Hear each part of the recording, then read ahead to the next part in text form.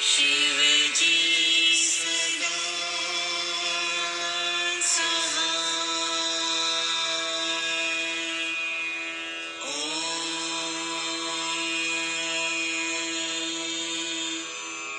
नमः शिवाय। गुरुजी सदा सहाय।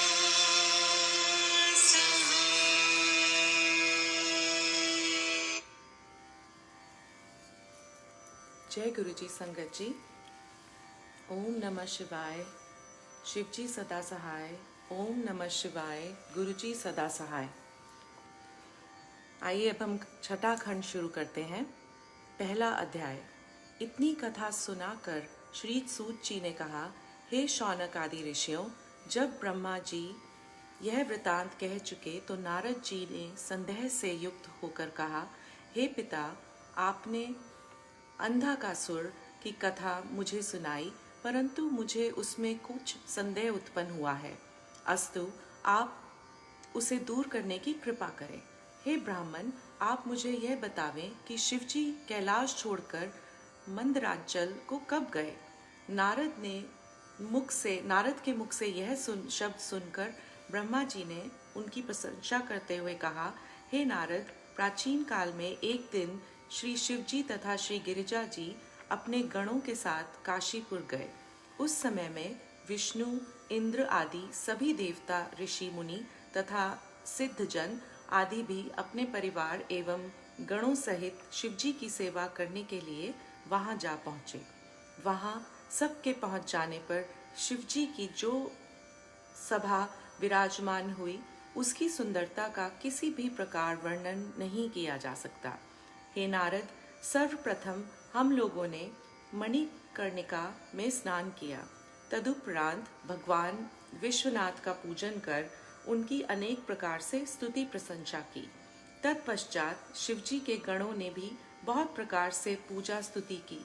कैलाशपति शिवजी ने भी जब हम लोगों के साथ भगवान विश्वनाथ की पूजा की, उस समय काशीपति विश्वनाथ ने अत्यंत प्रसन्न होकर अपनी दोनों भुजाएं फैलाकर गिरिजापति से भेंट करते हुए कहा, हे कैलाशपति, चंद्रभाल, हम और आप एक ही स्वरूप हैं। आप में और मुझ में किसी प्रकार का अंतर नहीं है। मैं यहाँ पर मूर्ति के रूप में प्रतिष्ठित हूँ और आप संसार का उपकार करने के हेतु सगुण रूप धारण कर गिरिजा के साथ कैलाश पर्वत पर निवास करते हैं।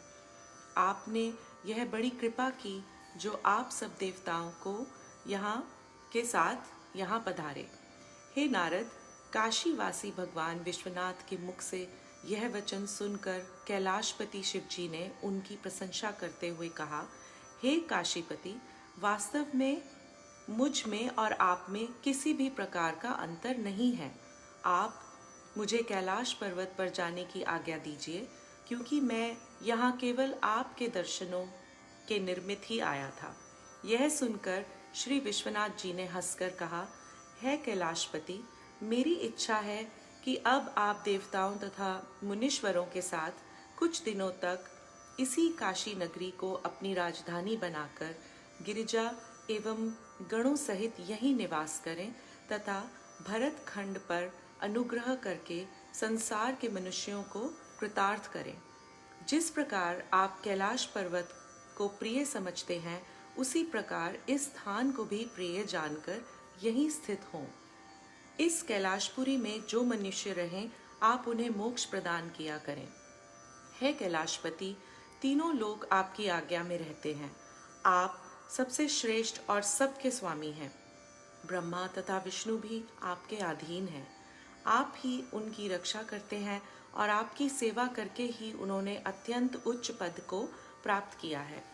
ब्रह्मा सृष्टि को उत्पन्न करते हैं और विष्णु उसका पालन करते हैं। इन दोनों की आज्ञा पाकर देवराज इंद्र राज्य किया करते हैं। अस्तु, आप संसार का उपकार करने के निमित्त इन सब के ऊपर अपनी कृपा बनाए रहें। हे नारद, काशीपति भगवान विश्वनाथ जी के ऐसे वचन सुनकर कैलाशपति शिवजी ने कहा, हे देवताओं के स्वामी, यद्यपि मुझे कैलाश पर्वत अत्यंत प्रिय है, क्योंकि वहाँ मेरे भक्त निवास करते हैं। फिर भी मैं काशी को उससे भी अधिक प्रिय जानकर आपकी आज्ञा अनुसार यही निवास करूँगा। कैलाशपति शिवजी के मुख से यह वचन सुनकर भगवान विश्वनाथ अंतर ध्यान हो गए तथा कैलाशपति शिवजी भगवान विश्वनाथ के उसी स्थान पर अपने पूर्णाश द्वारा गुप्त होकर निवास करने लगे। इस प्रकार काशी परम सिद्धपीठ के रूप में प्रसिद्ध हुई। भगवान कैलाशपति के साथ गिरिजा जी भी वहीं निवास करने लगी। हे नारद, उस काशीपुरी की महिमा ऐसी है कि जो मनुष्य वहां मरता है उसे श्री शिवजी तारक मंत्र देकर मुक्ति प्रदान करने की कृपा करते हैं। वह काशी तीनों लोकों में सबसे श्रेष्ठ, सबसे पवित्र तथा प्रज्ञान क्षेत्र के नाम से प्रसिद्ध है। अब मैं तुम्हें वह कथा सुनाता हूँ जिस प्रकार भगवान विश्वनाथ की आज्ञा पाकर गिरिजापति शिवजी ने काशी में राज्य किया और मनुष्यों के कष्टों को दूर किया। जब शिवजी ने काशी को अपनी राजधानी बनाया तो भगवती गिरिजा भी वहीं रहकर अन्नपूर्णेश्वरी देवी के नाम से प्रसिद्ध हुई। उन्हीं की कृपा से काशी में कोई जीव भूखा नहीं रहता है। वह अपनी प्रजा को संपूर्ण मनोरथों को पूरा करती हैं। हे नारद, यह कथा मैं तुम्हें पहले सुना चुका हूँ कि शिवजी ने अपने अंश से एक मूर्ति को उत्पन्न किया था जिसका नाम भैरव था। उन भैरव ने मेरे पांचवें मस्तक को त्रिशूल द्वारा काट डाला था, क्योंकि मैंने उस मुख से शिवजी की निंदा की थी। मेरा मस्तक काट डालने के कारण भैरव को ब्रह्म हत्या का पाप लगा। अस्तु, उसे दूर करने के हेतु वह संसार में भ्रमण कर रहे थे। जब वह सब स्थानों में भ्रमण करते हुए काशीपुरी में पहुंचे तो उनकी हत्या का पाप तुरंत नष्ट हो गया। जिस स्थान पर मेरा मस्तक गिरा था उस स्थान पर शिवजी ने बड़ा नृत्य किया। अस्तु, वह स्थान एक पवित्र तीर्थ के रूप में कपाल मोचन के नाम से प्रसिद्ध हुआ है। वह तीर्थ संपूर्ण पापों को नष्ट करने वाला है। हे नारद, तुम्हें यह जान लेना चाहिए कि भैरव और कोई नहीं अपितु शिवजी के ही एक स्वरूप है। अस्तु, काशी में निवास करने पर शिवजी ने भैरव को कोटिपाल का पद दिया और यह कहा, हे भैरव, तुम्हारा संपूर्ण पाप अब नष्ट हो चुका है। अब तुम यहीं हमारे पास रहकर काशी जी की रक्षा किया करो तथा पापियों को दंड देते हुए सब प्रजा को कृतार्थ करते रहो। ओम नमः शिवाय, शिवजी सदा सहाय। ओम नमः शिवाय, गुरुजी सदा सहाय। दूसरा अध्याय। ब्रह्मा जी ने कहा, हे नारद, एक दिन भगवान गिरिजापति अपने गणों को साथ लेकर गिरिजा जी सहित नंदी पर सवार हो आनंद वन देखने के लिए चले। आनंद वन में पहुंचकर उन्होंने गिरिजा से उस क्षेत्र की अत्यंत प्रशंसा की। वहाँ मंदार, कनेर, केतकी, अनार, चमेली, कुंद, मैलश्री, मालती, जूही, कमल आदि अनेक प्रकार के सुगंधित पुष्प खिले हुए थे। श्रेष्ठ ताल तमाल आदि के वृक्षों पर पक्षी बैठे हुए मधुर स्वरों में गान करते थे तथा तीनों प्रकार की वायु हर समय चलती थी। वहाँ ऋषि, मुनि, सिद्धजन आदि नदी किनारे बैठ अपने यम नियम आदि का स्वच्छता पूर्वक पालन किया करते थे। इस प्रकार वहाँ सर्वत्र आनंद ही आनंद था। हे नारद, उस उत्तम वन को देखकर भगवान गिरिजापति ने अत्यंत प्रसन्न होकर माली को बुलाया और उसे पारितोषक आदि देकर कृतार्थ कर दिया। तदुपरांत वे वन के भीतर जा पहुँचे। वहाँ उन्होंने गिरिजा से कहा, हे प्रिय, जिस प्रकार तुम हमें अत्यंत प्रिय हो, उसी प्रकार यह काशी तथा आनंद वन में हमें अत्यंत पसंद है। जो व्यक्ति यहाँ आकर मृत्यु प्राप्त करता है उसे हम मोक्ष प्रदान करते हैं। यहाँ के रहने वाले सदैव प्रसन्न रहते हैं और हम उनके ऊपर अपनी विशेष कृपा बनाए रखते हैं। हे नारद, यह कहकर शिवजी गिरिजा के साथ कुछ आगे चले तो उन्होंने यह देखा कि हरिकेश जी एक अशोक वृक्ष के नीचे बैठे हुए अत्यंत प्रेम पूर्वक तपस्या कर रहे हैं और अपने मुख से विश्वनाथ का उच्चारण कर रहे हैं।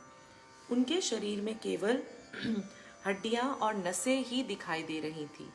सिंह, सर्प आदि भयानक जीव अपने स्वाभाविक हिंसक भाव को त्याग कर उनकी रक्षा करने के लिए उन्हें चारों ओर से घेरे खड़े थे। हरिकेश की यह दशा देख गिरिजा ने अत्यंत दयालु होकर शिवजी से कहा, हे प्रभो, यह आपका परम भक्त है और आपके भरोसे पर ही जीवित है, अतः यह जो भी वर मांगे उसे देने की कृपा करें। आप इसके मस्तक पर अपना कर कमल रखिए जिससे यह चैतन्य हो। हे नारद, गिरिजा के यह वचन सुन शिवजी ने बैल से उतरकर हरिकेश के शरीर को स्पर्श किया और उसे अपनी कृपा द्वारा कृतार्थ कर दिया। उस स्पर्श को पाते ही ऋषि हरिकेश ने अपने नेत्र खोल दिए। उस समय उन्होंने यह देखा कि करोड़ों सूर्य की प्रभा के समान प्रकाशवान, अपने शरीर पर भस्म रमाए हुए, पंचमुख, त्रिनेत्र, 10 भुजाधारी भगवान सदाशिव उनके मस्तक पर चंद्रमा विराजमान है और वाम भाग में गिरिजा जी सुशोभित है। उनके नेत्रों के सम्मुख खड़े हुए हैं। भगवान सदाशिव के उस स्वरूप को देखकर यद्यपति हरिकेश अपने मन में अत्यंत प्रसन्न हुए।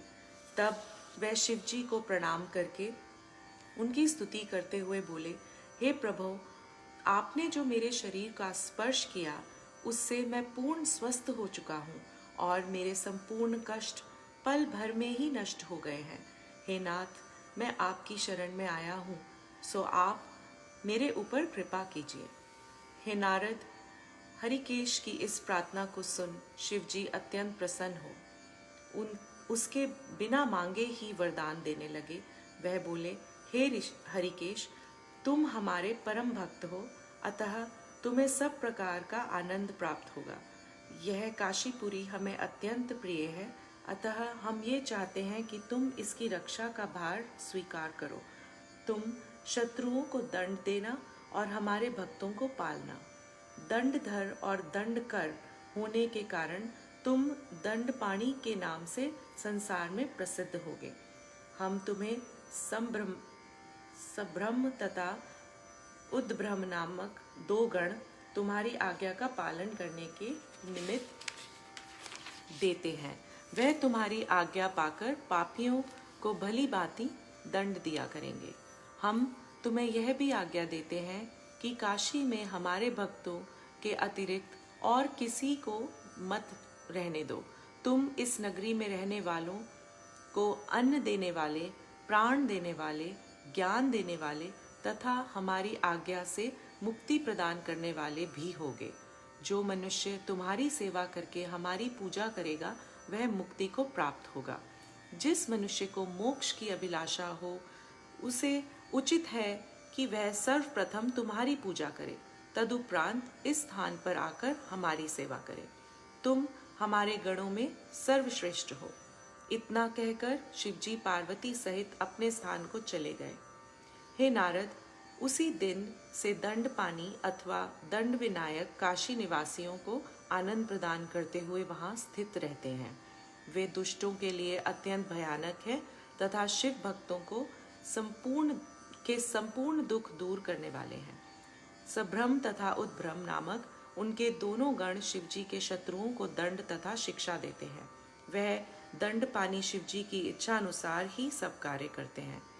वीरभद्र ने दंडपानी का आदर नहीं किया, इसलिए उन्हें अप्रसन्न होकर दूसरे स्थान पर रहना पड़ा। अर्थात दंडपानी की सेवा ना करने के कारण वीरभद्र को काशीवास प्राप्त ना हो सका। अगस्त्य मुनि भी इसी कारण काशी में ना रह सके। उनको भी दंडपानी की सेवा ना करने के कारण काशी त्याग देनी पड़ी। हे नारद, धनंजय नामक एक वैश्य बहुत धनवान था। वह शिवजी की सेवा में कुछ भी ध्यान नहीं देता था। इसी प्रकार उसकी माता भी शिवजी के प्रति प्रेम नहीं रखती थी। अस्तु, जब धनंजय की माता मर गई तो धनंजय उसकी हड्डियों को काशी में ले आया। यद्यपि उसे शिवजी से प्रेम नहीं था, फिर भी वह अपनी माता की मुक्ति की कामना करता था। यह देख दंडपानी ने शिवजी की इच्छा से यह चरित्र किया कि धनंजय की माता की हड्डियों को उनके एक गण ने देख लिया, जिसके कारण वह तुरंत ही अदृश्य हो गई। इस प्रकार जब वह हड्डियां गुप्त हो गईं, तब धनंजय निरुपाय हो अपने घर लौट आया। अस्तु, काशी में पहुंचकर जो मनुष्य दंडपानी की सेवा नहीं करता, उसे बड़े बड़े कष्ट उठाने पड़ते हैं और वह अधिक समय तक नहीं रहने पाता। इसलिए प्रत्येक मनुष्य को उचित है कि यदि वह काशी में रहने की इच्छा रखे तो दंडपानी की पूजा अवश्य करे और शिवजी की भक्ति द्वारा मुक्ति पद प्राप्त करे। ओम नमः शिवाय। शिवजी सदा सहाय। ओम नमः शिवाय। गुरुजी सदा सहाय। तीसरा अध्याय। नारद जी ने कहा, हे पिता, हरिकेश का आदि से अंत तक संपूर्ण वृतांत आप मुझे सुनाने की कृपा करें। ब्रह्मा जी बोले, हे नारद, किसी समय में रत्नभद्र मुनि नामक यज्ञपति गंधमादन पर्वत पर रहा करता था। उसका परिवार बहुत बड़ा था तथा सभी सुख सामग्रियां उसके घर में उपस्थित थीं। वह सब यज्ञों का राजा था। वह परम सुंदर तथा महातेजस्वी था। वह शिवजी की भक्ति में सदैव संलग्न रहता था। उसकी पत्नी परम पवित्र परम पतिव्रता थी। रत्नभद्र भी उससे बहुत स्नेह करता था। दोनों पति पत्नी संसार की भलाई के निमित्त शुभ कार्य करते थे और उससे शिवजी को प्रसन्न रखते थे। वह साधु संतों को शिवजी के समान समक्ष कर उनकी सब प्रकार से सेवा किया करते थे। वह प्रतिदिन पार्थव पूजन करते, भस्म लगाते, रुद्राक्ष की माला धारण करते तथा शिवजी का भजन करते रहते थे। हे नारद, उनके पूर्णभद्र नामक एक पुत्र था।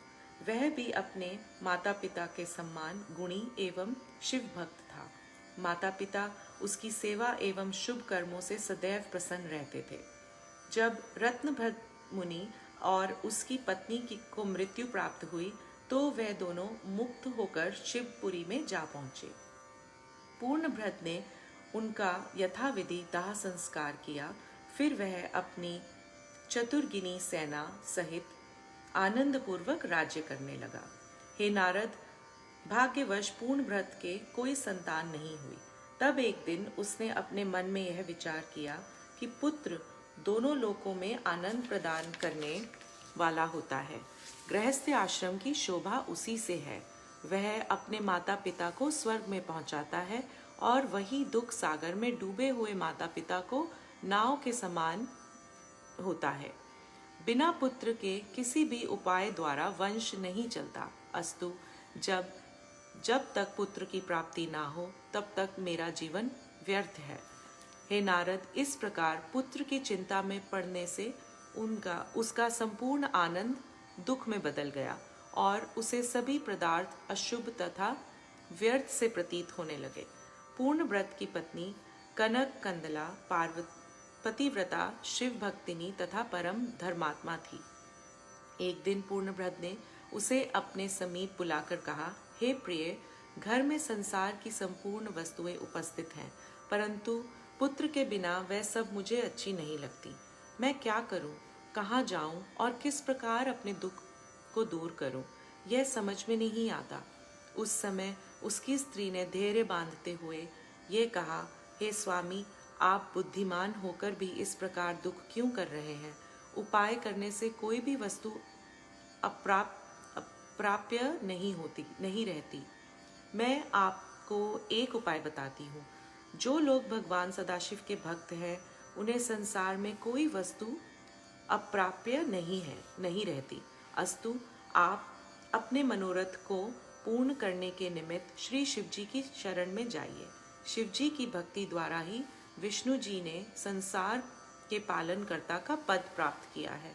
शिवजी की भक्ति से ही इंद्र आदि दिक्पाल तथा शीलादि मुनि ने, जिसका नाम मृत्युंजय और नंदीश्वर प्रसिद्ध है, तथा श्वेत केतु उपमन्यु आदि उच्च पद प्राप्त किया है।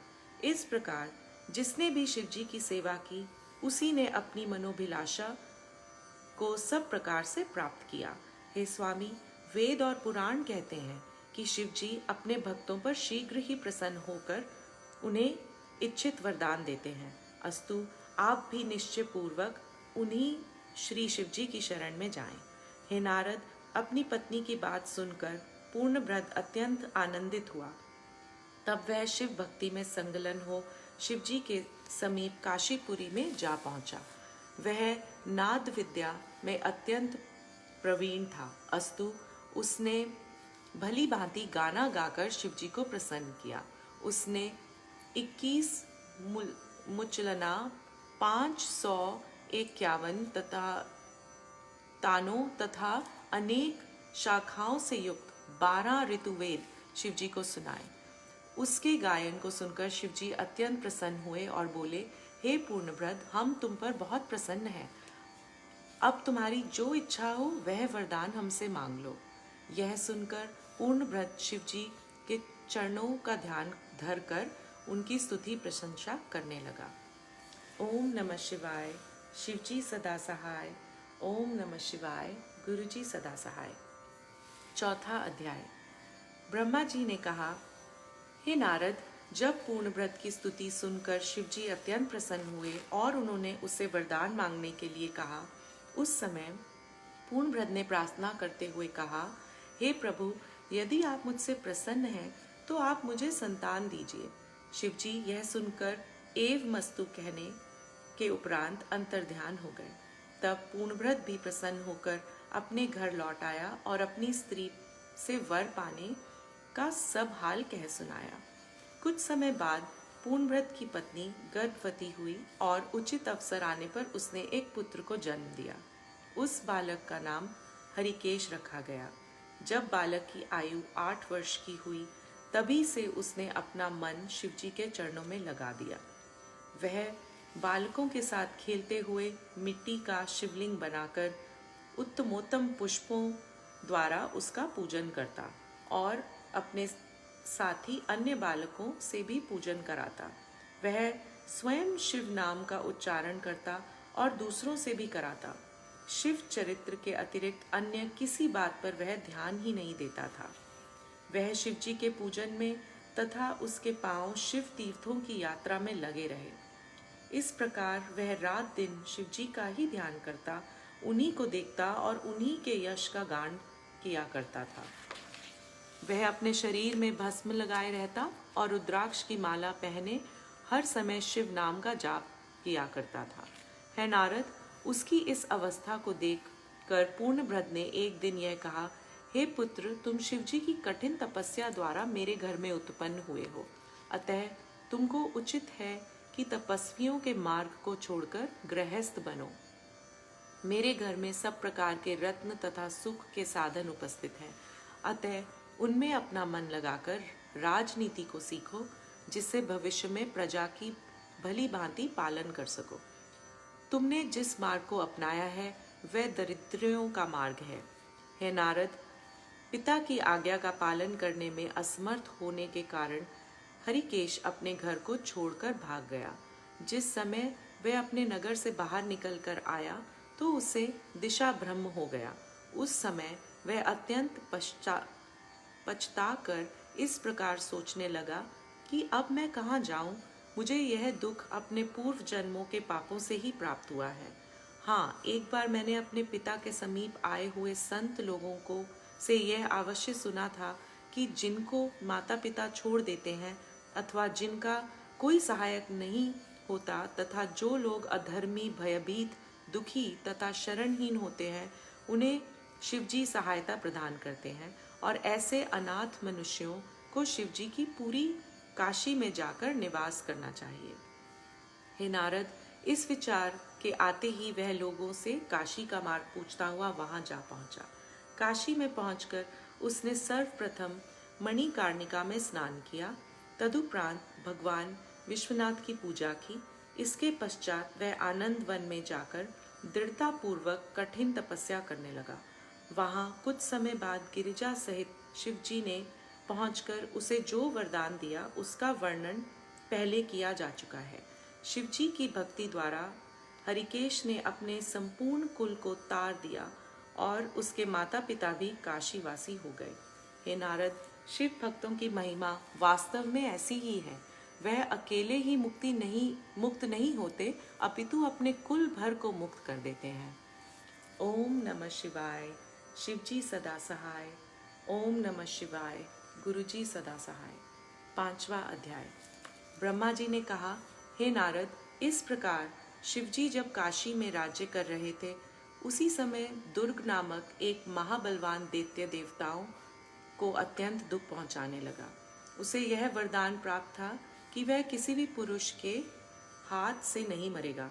उस वरदान के कारण उसने तीनों लोकों को अपने वश में कर लिया और संपूर्ण धर्म कर्मों को नष्ट कर डाला। उस दैत्य के अत्याचारों से दुखी होकर मैं, विष्णु जी तथा अन्य देवता ऋषि मुनियों के साथ ले शिवजी की शरण में गए और उनसे अपने कष्ट का संपूर्ण वृतांत कह सुनाया। उस समाचार को सुन शिवजी ने भगवती गिरिजा को यह आज्ञा दी कि तुम उस दैत्य का वध कर डालो। भगवती गिरिजा ने शिवजी की आज्ञा सुनकर वंध्यवासिनी का स्वरूप धारण कर उस दुर्ग नामक दैत्य को मार डाला। तभी से वो दुर्गा के नाम से प्रसिद्ध हुई। उस दैत्य के मारे जाने से देवताओं को अत्यंत आनंद प्राप्त हुआ।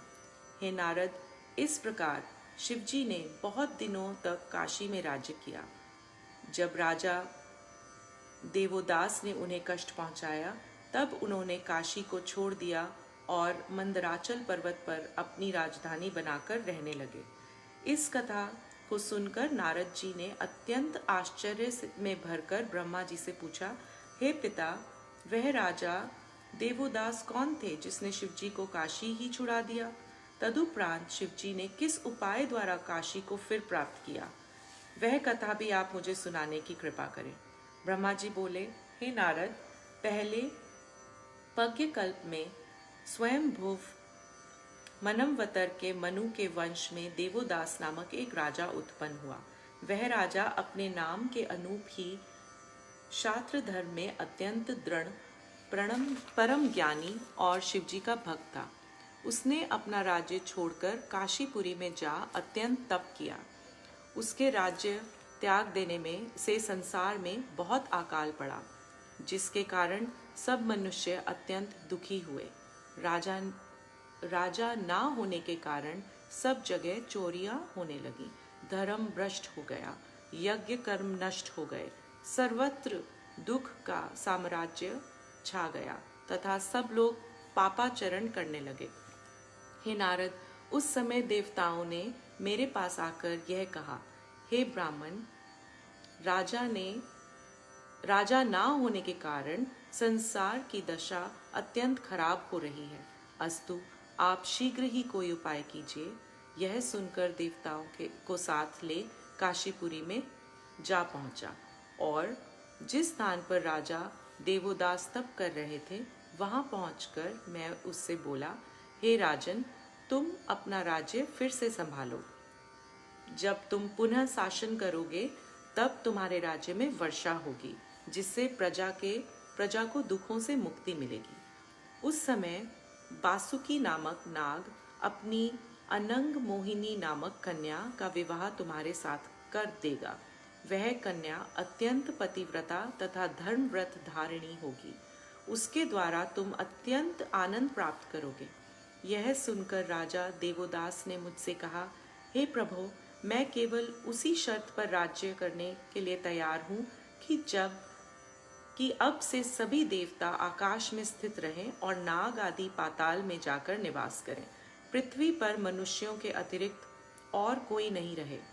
हे नारद, राजा देवोदास की इस शर्त को मैंने अपने अहंकार में भर कर स्वीकार कर लिया। मुझे परिणाम का ध्यान नहीं रहा। अस्तु, राजा की शर्त के कारण हम तीनों देवताओं तथा इंद्र आदि को पृथ्वी छोड़ देनी पड़ी। इसके पश्चात जब मैं शिवजी के समीप पहुंचा, उस समय शिवजी ने मुझसे कहा, हे ब्रह्मा, मद्राचल पर्वत तपस्या कर रहा है। हम उसे वरदान देने जा रहे हैं, सो तुम भी हमारे साथ वहां चलो। हे नारद, शिवजी की आज्ञा सुनकर मैं उनके साथ चल दिया। अब हम लोग वहां पहुंचे और शिवजी ने अपने भक्त से वरदान मांगने के लिए कहा। उस समय मद्राचल पर्वत ने शिवजी से यह प्रार्थना की कि हे प्रभु, मैं काशी के समान होना चाहता हूँ। आप कृपा करके मेरे ऊपर निवास करें। मेरी यह अभिलाषा है कि आप गिरिजा जी तथा अन्य गणों सहित कुशदीप को पवित्र करें। मद्राचल का यह प्रार्थना सुनकर शिवजी को अत्यंत आश्चर्य हुआ। उस समय मैंने शिवजी से यह कहा, हे प्रभु, मैंने आपकी माया में मोहित होकर राजा देवोदास को वरदान दे दिया है कि अब से सभी देवता पृथ्वी पर वास ना करके आकाश में रहेंगे। इसलिए आप भी मंदराचल की इस प्रार्थना को स्वीकार कर लें। मेरे यह वचन सुनकर शिवजी ने अपना लिंग काशी में स्थित कर दिया और मंदराचल को इच्छित वरदान देकर अपने गणों सहित वहीं निवास करने लगे। हे नारद, इस प्रकार शिवजी लिंग रूप होकर काशी में रहे। उस लिंग का नाम अविमुक्त प्रसिद्ध हुआ। उस लिंग का ध्यान करने से समस्त कार्य पूर्ण होते हैं। इस प्रकार शिवजी काशी को त्याग कर मंदरगिरी पर चले गए और विष्णु जी भी अपना धाम त्याग कर उसी पर्वत पर सुशोभित हुए। गिरिजा, गणपति, सूर्य आदि देवता तथा ऋषि मुनि भी अपने अपने स्थान छोड़कर वहीं विराजमान हुए। शेष जी आदि सभी नाग पाताल लोक को गए। उस समय जो देवता, नाग आदि पृथ्वी को छोड़कर आकाश पाताल को गए थे, उन्हें अपने मन में दुख तो बहुत हुआ, परंतु मेरे वरदान के कारण सभी विवश थे। जब हम सब लोग पृथ्वी से हट गए, तब राजा देवोदास काशी को अपनी राजधानी बनाकर राज्य करने लगा। उसने अपनी विद्या तथा बल द्वारा ऐसे नियम प्रचलित किया कि उसके राज्य में कोई भी व्यक्ति किसी भी प्रकार का कुकर्म नहीं कर पाता था। देवताओं ने अपने गुरु बृहस्पति के समीप जाकर उनकी स्तुति करते हुए यह प्रार्थना की, हे प्रभु, आप हमें कोई ऐसा उपाय बताइए जिससे राजा देवोदास को कोई पाप लग जाए और वह अपने राज्य से निराश होकर प्रतापहीन हो जाए। वेद कहते हैं कि पृथ्वी पर वास पाना परम दुर्लभ है।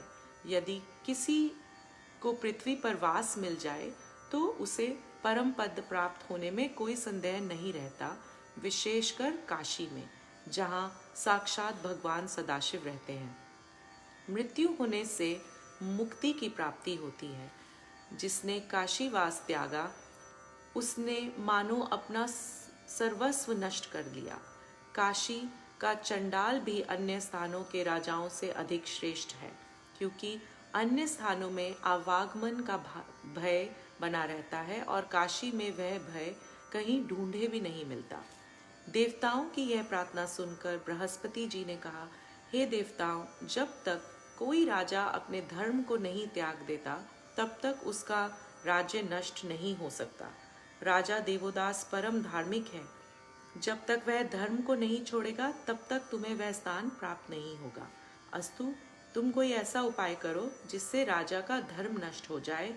नल, दधीची, शंख, यताति, रावण तथा ब्रह्मासुर आदि बड़े बड़े तेजस्वी धर्मात्मा योद्धा भी तुम लोगों को दुख पहुंचाकर सुखी नहीं हुए, फिर मनुष्य तो किस गिनती में है। अब तुम यह करो कि अग्नि को बुलाकर यह आज्ञा दो कि वह पृथ्वी से अपना अंश खींच ले। जब पृथ्वी पर अग्नि का निवास नहीं रहेगा तो वहां के सब कार्य नष्ट हो जाएंगे। उस समय राजा देवोदास का राज्य भी सर्वत्र समाप्त हो जाएगा। हे नारद, बृहस्पति द्वारा बताए गए इस उपाय को सुनकर देवता प्रसन्न हो गए। तदुपरांत इंद्र ने अग्नि को बुलाकर सब वृतांत कह सुनाया। अग्नि ने इंद्र की आज्ञा का पालन करते हुए अपने प्रत्यक्ष, जलगत तथा उदरगत इन तीनों प्रकारों के रूप को पृथ्वी से खींच लिया। अग्नि के इस प्रकार लोप होते ही पृथ्वी निवासी सभी जीव अत्यंत दुखी हो गए। उस समय संपूर्ण प्रजा एकत्र होकर राजा के पास गई और उनसे अपने दुख का हाल कहने लगी। उस समाचार को सुनकर राजा देवोदास को यह विश्वास हो गया कि इस प्रकार देवताओं ने मेरे साथ शत्रुता की है। अपनी प्रजा को यह आश्वासन देकर विदा किया कि तुम लोग किसी प्रकार की चिंता मत करो, मैं अपनी शक्ति द्वारा तुम्हें किसी प्रकार का कष्ट नहीं होने दूंगा। हे नारद, प्रजा के चले जाने पर राजा ने अपने मन में यह विचार किया कि आज तो देवताओं ने अग्नि को बुला लिया है, कल को वो किसी दूसरे को बुला लेंगे। ऐसी अवस्था में प्रजा को और अधिक कष्ट उठाना पड़ेगा। इसलिए मुझे उचित है कि देवताओं से किसी प्रकार की सहायता ना लेकर मैं अपने बल पर ही राज्य करूं। यह निश्चय कर उसने उन सब देवताओं को भी जो पृथ्वी के प्राणियों के लिए आवश्यक कार्यों को करने के लिए नियुक्त थे, अपने यहाँ से विदा किया। तदुपरांत उसने स्वयं ही अग्नि का स्वरूप धारण कर अपनी प्रजा के कष्ट को दूर किया। इस प्रकार वह स्वयं वायु, जल, चंद्रमा तथा सूर्य बनकर प्रजा को लाभ पहुंचाने लगा। जिस वस्तु द्वारा प्रजा का उपकार होता था, वह उसी का रूप धारण कर सबका दुख दूर किया करता था। उसके इस पराक्रम को देखकर सभी देवता अत्यंत लज्जित हुए और उनका कोई उपाय काम नहीं आया। ओम नमः शिवाय। शिवजी सदा सहाय। ओम नमः शिवाय। गुरुजी सदा सहाय। संगत जी, आज की रीडिंग हम यहीं पे समाप्त करते हैं। अगली रीडिंग कल रात को 9 बजे होगी। जय गुरुजी।